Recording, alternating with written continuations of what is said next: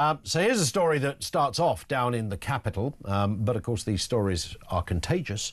London police are being urged to tone down their approach to stop and search under a new Met Charter. The guidance, shaped with input from officers and young people, follows criticism over aggressive tactics and misconduct cases. Despite this, the Met defends the practice, crediting it with removing 17,500 weapons in 4 years, 3,500 of those in 2024 alone.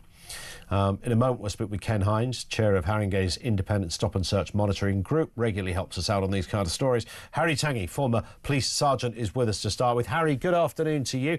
I mean, on that point, to begin with, less aggressive stop and search. I remember seeing the videos of the Life on Mars days when people were a bit handsy and, cops had a very different brief when dealing with kids on the street.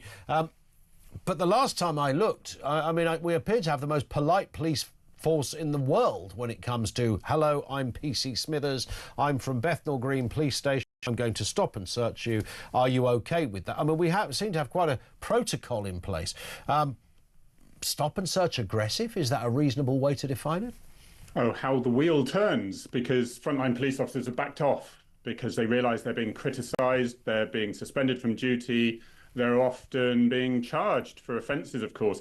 And I think where so-called community leaders, often self-imposed, we need to be very careful who we're listening to. Yes, we don't want overzealous police officers out there. But what we do want is our politicians and our superintendents and above to go out with the front line, not on a 2 o'clock in the afternoon talking about the problems of neighbourhood policing, which we see on our television, but actually going out at 2 or 3 in the morning, carrying out stop searches. And you'll realise the great majority will be people of previous convictions who are quite dangerous or dealing drugs. And guess what? They don't want to be stop searched. So what are they going to do? They're going to make full advantage of anything they've got towards them. And that means film, be aggressive, be obstructive, blame it on their colour, their youth, their sex, or whatever it may be. But they will know, and those police officers will know they're filmed. Every step is being watched. Yeah. They're coming to the point where they're saying, look, if you don't want us to stop people, we won't, because it's not fun. It's dirty, it's dangerous. It's confrontational, which is something I could do without every day of my working life. Yeah. Why don't I just back off, do the bare necessity, and then perhaps I'll get through my 30 years without being sacked or suspended or going to prison. And an edited video from an onlooker's camera could have me suspended for about 3 years by the time the IPC have kicked in. So not worth my trouble.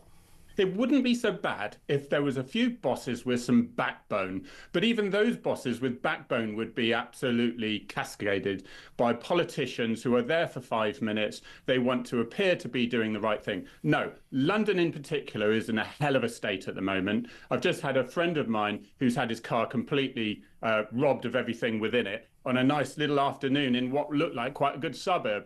And I said, what the hell were you doing leaving your stuff in your car, even out of sight? You can't do that nowadays. And I think it needs robust, firm policing where it doesn't always look pretty. Policing doesn't look pretty when somebody is confrontational or resistant, because immediately you put hands on and someone swings back, what are you doing? Don't touch me. The onlooker, who is not experienced in this sort of thing, will think, well, why's the police officer stopped him? He didn't have anything on him. Yeah. And when a police stop a group of 6 people because they've sent to this group because one's got a knife, of course, the statistics hate that. 1 success in 6 people, knife recovered. Everyone else would say that was a really good result. Knife off the street, someone nicked, someone has perhaps stopped being stabbed. No, statistics say that's a terrible 1 in 6 hit rate. It's terrible. We need to have a bit of realism now, robust, firm policing, fair policing.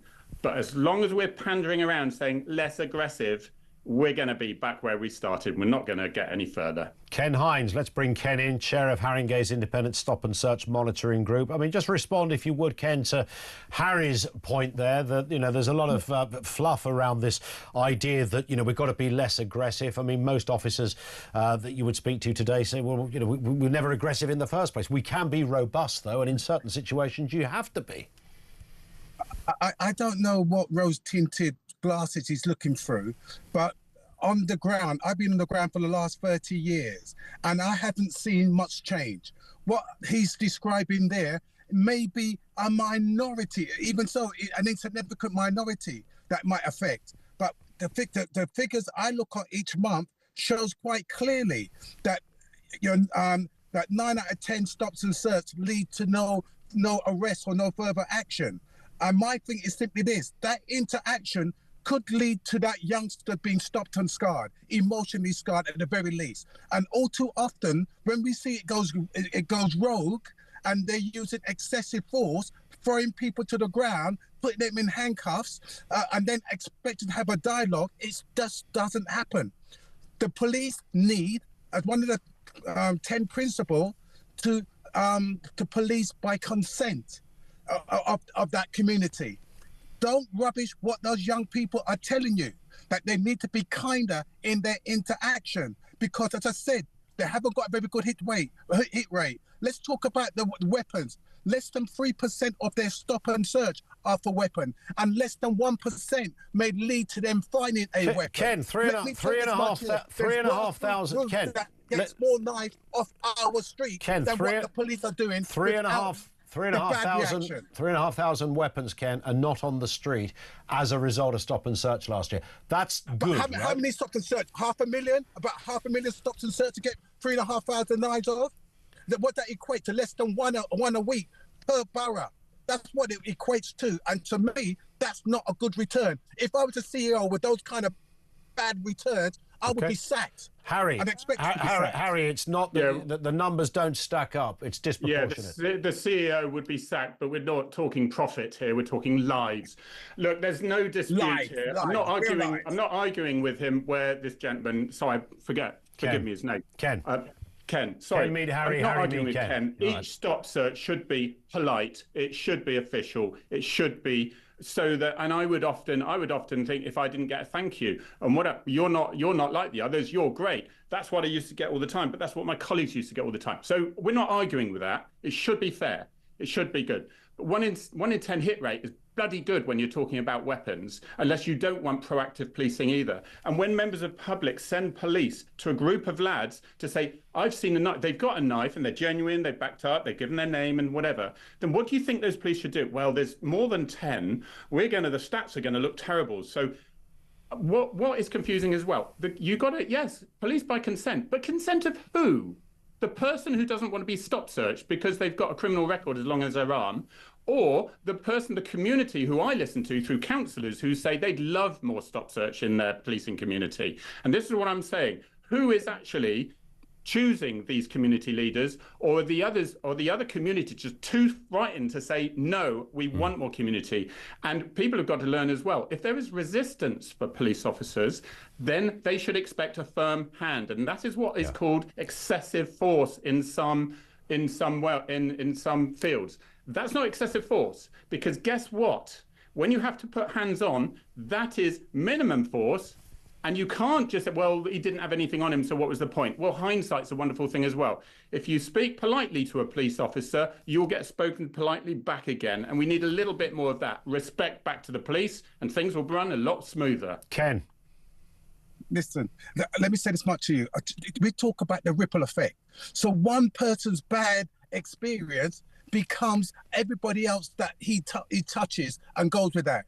What that then adds to, instead of police using good resources from the community to add to their intel, there's lose a whole stripe of people who no longer have no faith in the police and see them as an occupying force. My thing is simply this: when they start taking the law into their own hand and start killing one another, what are we going to say? You're going to say, oh, look at these fairy-tales, we need more stops and search. Wrong. You need to deal with people' emotional well-being, their triggers. If you are going to trigger them, they're going to look at you as the ops and will not support anything positive in our community. I feel the backlash. I'm on the front line. I have to deal with the fallout. But you sitting in your ivory tower and talking about your theory it's not working on the ground. Ken, I would ask you to come on the ground with me for one night only, and have a conversation with some of the young people who's affected by stop and search. Ken, I can't speak for Harry, and he'll come back in a moment. I'm pretty sure he's been on the ground many times in these sort of areas. Let me ask you this. Let me ask. Okay. And have a dialogue. Let me ask you this though, Ken.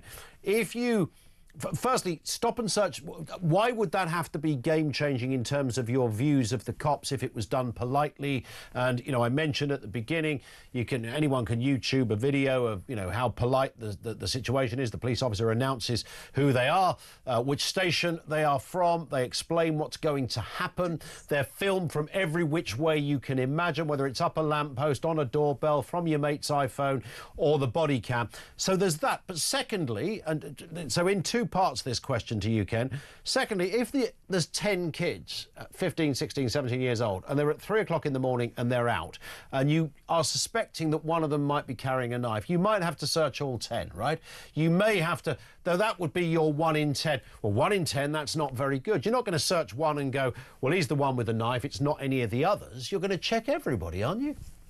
No, that's not stop and search. You need to have, if you're using reasonable ground, you use what the law says there. You've got to have reasonable suspicion that you're going to find. It's 3 o'clock in the morning, you're 15 and there's 10 of you on a street corner. That's reasonable grounds, isn't it? You still have to weigh things up. And it's, as I said, it's called go wisely. You let them know what their rights are. I often look at the police body-worn videos, and we rate the police body-worn videos that we see, live videos, we rate them on a traffic light system to saying, red for something that we think we're seriously concerned with, orange because they've got learning to do with that, and green because it's been done professionally. We also got another one called Green Plus when they've done something exceptional on their stop and search. So that's looking at it from a community perspective and the law to saying what is the best result. Okay. That way we will get better results and better interaction. At the Hendon Police Academy. Okay. I train these youngsters, these young police officers, and have interactions with them, right? And hear what they're saying and help shape their mind to get better outcomes on the interaction they're going to have with young people in my community. All right, Harry, so the overarching point that Ken is making is that there's clearly a diplomatic issue in the way that these are dealt with, and, you know, what we thought was life on Mars territory from 30 years ago is kind of still going on. It's leaving young kids scarred. Mm. Yeah, and Ken mentioned the ripple effect, and the ripple effect I received as a police officer was that everyone was getting beaten up in the cells. It was my friend was beaten up in the cell. Were you beaten up? No, I was never beaten. Okay. So, and that's all I ever heard. So be careful, be very cautious of the ripple effect. I'm not naive enough to say, Ken, that this never happened, okay? I'm not saying. I'll also concede in the fact that there's a real danger now that experienced police officer, I was on the front line in city, countries and villages, but cities such, you know, and it was pretty hairy, and I was on the front line for 30 years. I was never in an office. I was answering 999 calls the whole time. But so I've sort of got a fair idea of, I must have done thousands of stop searches. So my concern is, with all the experience going, you're having a much lesser experience, especially in London, when people are just hacked off, police officers are. And therefore, you don't have that experience behind saying, right, this is how, I mean, I've got tactics to keep things down. So if someone raises at me, I would say, you know, if I'd say, please don't confuse my politeness as weakness. If you continue like this, I will stick you on your backside. Now, shall we start again? So giving that, now, shall we start? So I've imposed authority. I'm confident, but I'm giving a chance of an olive branch here. Shall we start again? And that would work a lot. And it's things like that which can be taught, but is learned through experience as well. Because otherwise you're ending in a fight because someone's larging up saying, what are you going to do about it, copper? Which is what's happened. And a lot of cops don't know how to deal with that. And because they're young and inexperienced, it's not their fault. And I think we're holding them up to fail, basically. And so, yeah, I'll concede with that, Ken. That's the problem we're going to get. And I think it's going to get worse, especially if those same officers feel that anything they do is going to be jumped on, and even can be looked at you, Ken, and your colleagues who aren't in the front line wearing a uniform dealing with it. Some would describe as, I'm not saying you personally, but and some people would describe as the 95 jury looking at it, and they don't have the atmosphere, they don't have the information coming in from the reporting person, because they'll be complaining if nothing's done about it, about these views. But yes, there is go wisely, and you can't just stop search random people. There has to be something else there. And police officers are very well aware of this because they know it's the first thing that will get them kicked off the force. And just a final word, Ken, is there such a thing as good stop and search? Can it be used effectively? Of course it can be used effectively. It's all about the dialogue. And I would say, I won't talk about as police officers putting anybody in their backside. I would put it on the aggressor to say, why are you bringing that negative energy into this space? It's because not that it's going to end in tears if you didn't get control of it. I would turn it around and put it on them. I'm here in service of my community. What are you doing? So I would turn how you get the best out of people. It takes two to go. It takes two to go to war. It takes two to go to war. One to make the peace. No, they won't listen to you if you do that. I'm a security. My experience says I'm that. on the door. I'm at Arsenal. I deal with thousands every other week. Ken, you just be your whole demeanour now is you would rile someone who you disagree with, and they would get angry with you.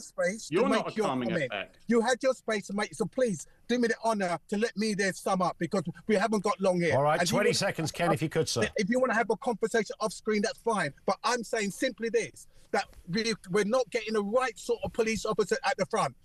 If people are too scared to be using themselves in a leadership role, that's not the front line is not the role for them or for you to experiment. I see this at the front. I see them when I'm interacting with some of these new recruits. Some of them are no older than sixth formers and look that way, and they haven't got the confidence, but yet we put them in the front line in dangerous situation. Okay. They are dangerous. They can be a danger to themselves, they can be a danger to their colleagues, and most importantly, they're a danger to the community who they're having that interaction with. All right. Have them. Go on, Harry, very quickly. But we're lucky to have those inexperienced young police officers. If it wasn't for them, we'd have nobody else. And we've got to be careful of the next generation of cops because we're severely letting it down. We think things aren't going to get worse. They are. Because they're totally disillusioned. All right. How they're being treated in the job. Harry, thank you. Harry Tangye, former police sergeant, very robust and equally as robust. With a very different view, Ken Hinds, chair of Haringey's Independent Stop and Search Monitoring Group. You heard both of those opinions.